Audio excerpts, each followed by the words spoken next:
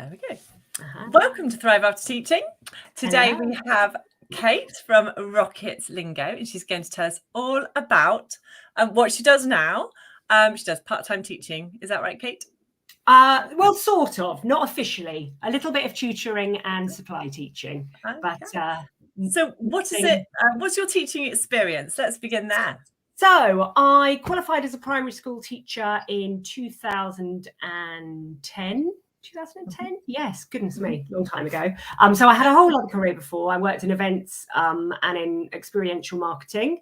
And then when I was 29, I did a PGCE in primary and started teaching in 2010. So back then I had no children and wasn't married. So I was a full-time primary school teacher. And then got married, had first baby and went back part-time after my first baby. Hung on in there till second baby, and then left in 2018.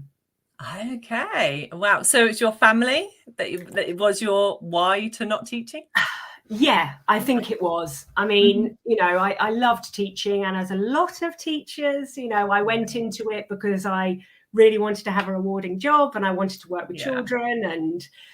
And but then when I had my own children, and I'm sure other parents will relate out there, everything changes. Your world gets tipped upside down. Your priorities completely change. And what I found was I didn't feel I was being a good teacher or a good mum. Yeah, absolutely. I was just being torn in every direction. And I was just found that at school, I wasn't performing 100% because I was, you know, thinking about my family and my babies and my kids. And then at home, I wasn't really present because I had 60 books to mark. And and, you know, the dread of off-thread and data and spreadsheets. Yeah. So and I also both. Yeah. And I also felt like I was bringing my teacher brain home and almost not really talking to my family as me. I felt me had got lost. I felt I was talking in a way that I would talk to children at school. And that sounds really, it's hard to describe, but I honestly felt like me wasn't me anymore. And I wanted to be mum. And that was me crying in the school cupboard going, I don't want to be here anymore. But also what I think actually I probably was a better teacher when I became a mum because I understood children more. But that's when I started getting disillusioned with the school system and how actually now I was seeing those children from a mum's point of view. I felt that's when I was like, but this school system isn't the school system I want to be teaching in. It is really hard. I definitely became a better teacher when I had children. I mean, I was quite hard. So I've taught year 3 to year 6.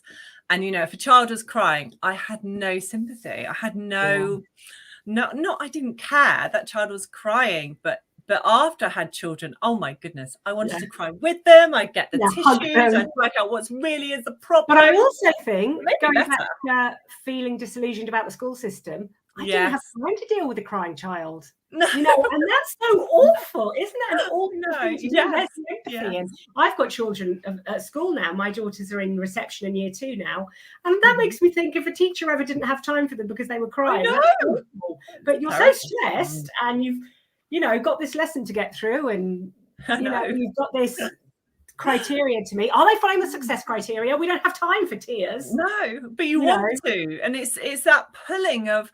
I really want to be maternal towards that child who's unwell or crying or stressed or whatever, and you want to make sure they are, you know, looked after. But anyway, it's a very hard job. It's very, very difficult.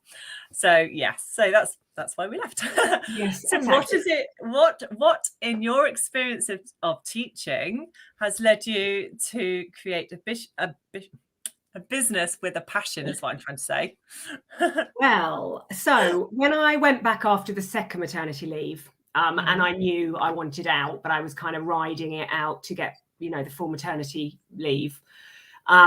I had already started on maternity leave thinking about options. You know, I bet everyone in your group has at some point put into Google, how do I leave teaching? Options after teaching. You know, and your group didn't exist when I was leaving teaching. No.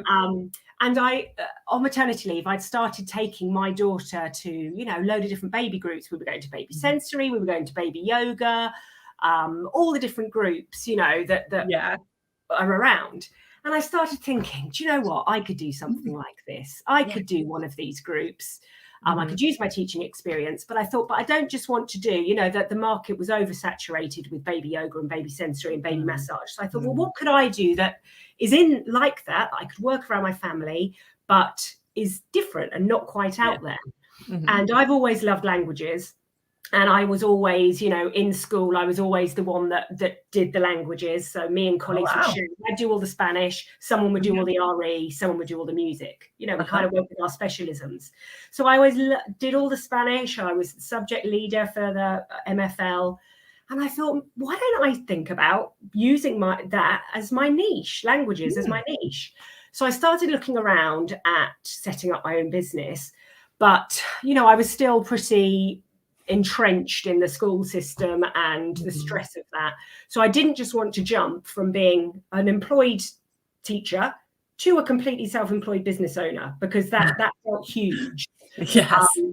And plus, if I was going to be teaching children Spanish, I thought I was going to go from, you know, 0 to 12-year-olds. I didn't suddenly want to write a whole massive scheme of work, because half the reason I was leaving teaching is because I didn't want that workload and planning every night and planning lessons. So I started looking around at different franchises and different children's activity providers. Okay. And I settled on working with one language company that wasn't a franchise. I was a licensee. So because I was a teacher, I didn't want to be completely bound by a franchise and felt I lost my freedom to teach what I wanted in the way I wanted. But I equally, as I said, didn't want to be writing my own scheme of work. So I found I was then a licensee. So I used this language company's methodology, and, you know, they'd written all the lesson plans, they'd written all the songs, come up with all the characters, but I could deliver the lessons in my own way, and I could have my own business. So you had flexibility. Yeah.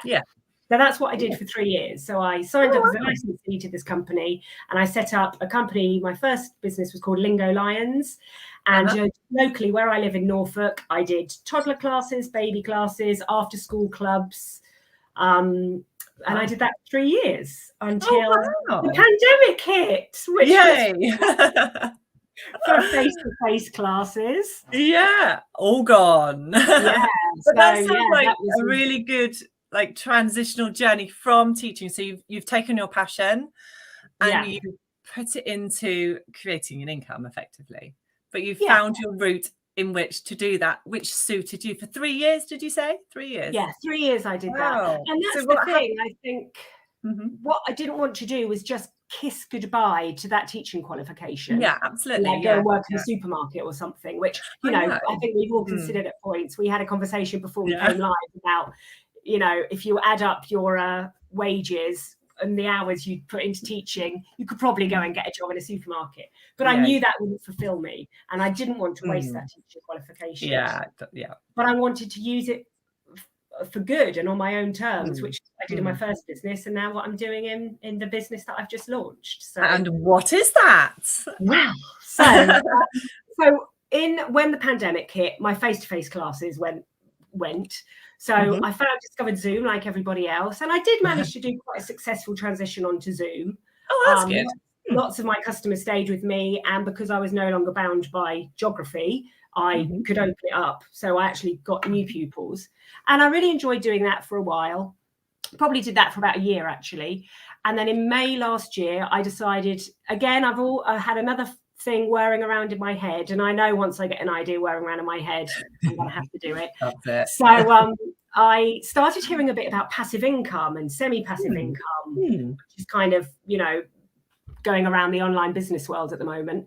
And again, I thought, right, well, how can I be efficient again with my time and being a business owner, but being a mum?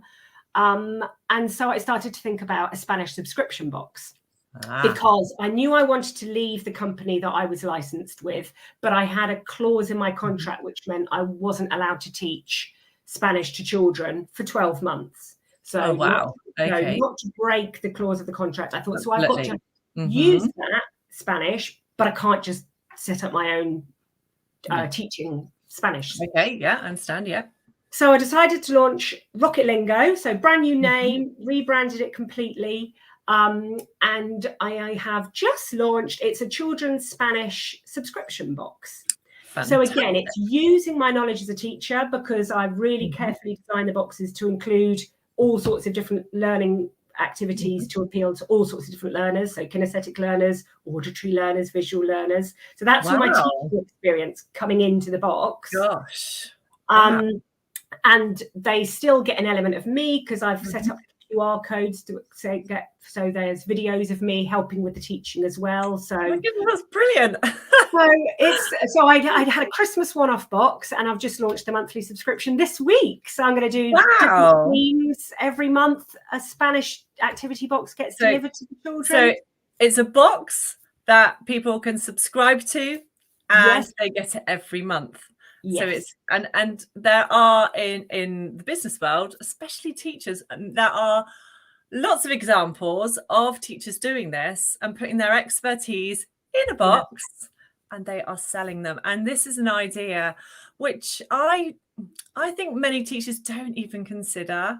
I don't think they would ever consider creating a box of gifts, on a theme, whether it's phonics, whether it's reading, whether it's maths, whether it's Spanish or French or well-being.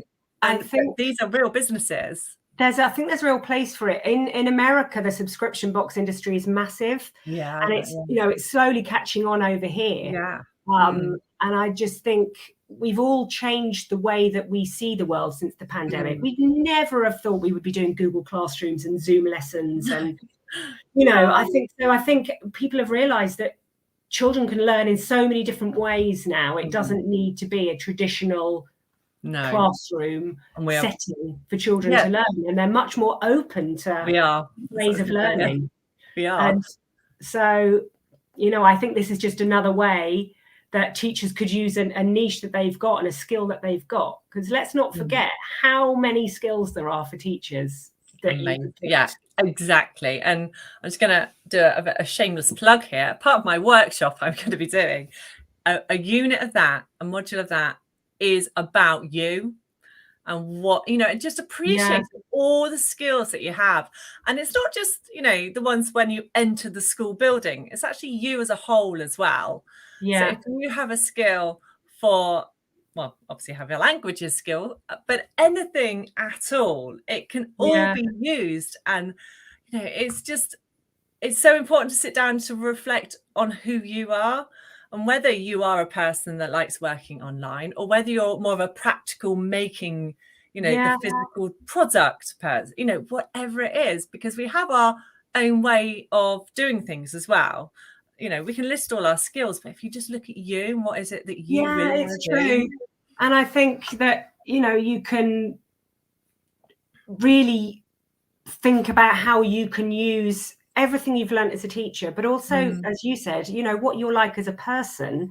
And I'm not saying it's not hard work. It's really hard work running my own business, but it was really hard work being a teacher. Exactly. And this is on my terms. Yeah, exactly. And there's no one there with a spreadsheet and, saying I felt like when I was working hard as a teacher, it was never enough. It was never good enough. And you've worked really hard as well, though. Like you couldn't work any harder. You don't have any more hours because you need to have a certain amount to sleep in. That's teaching, isn't it? And when people say, it's really hard work setting up a business, and in my head, and I've just written this in my weekly email actually, it's time consuming. I don't think it's hard. That's a good way of looking at it. Is the way I see it. And it's interesting, and there's it's varied, and you're just responsible for yourself, and that's such a refreshing feeling when you've been responsible for so many. And you're working for yourself, and you're going to generate the money for you. Because and the children are going to still get the best of me as a teacher in my box. And exactly. I might go back to classes and they'll get the best of me. But they're getting the best of me. They're not getting a tired, stressed out, disillusioned. And it's a fun part of you. Exactly. And then just as an aside, I also am doing a day a week tutoring. So again, kind of just as a bit of a pocket money thing at the moment while my business is launching. So there are all these opportunities out there. Again, the pandemic has brought about this national tutoring program. So I'm doing a bit of tutoring in a school, but again, my terms. I work when you want to do it. The occasional supply day, I've registered with a great supply agency. It's good money. You go in, you teach, you leave. Yeah. None of the other rubbish that can go alongside it. So Exactly. I nearly swore there.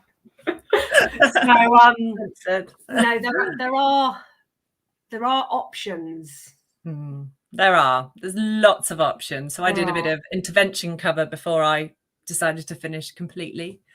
And that was, reducing my hours. I had no meetings to go to. I just, as I used to say, I rock in and I rock out with the children. Yeah, exactly. And that provided me with this time to find myself in my own world.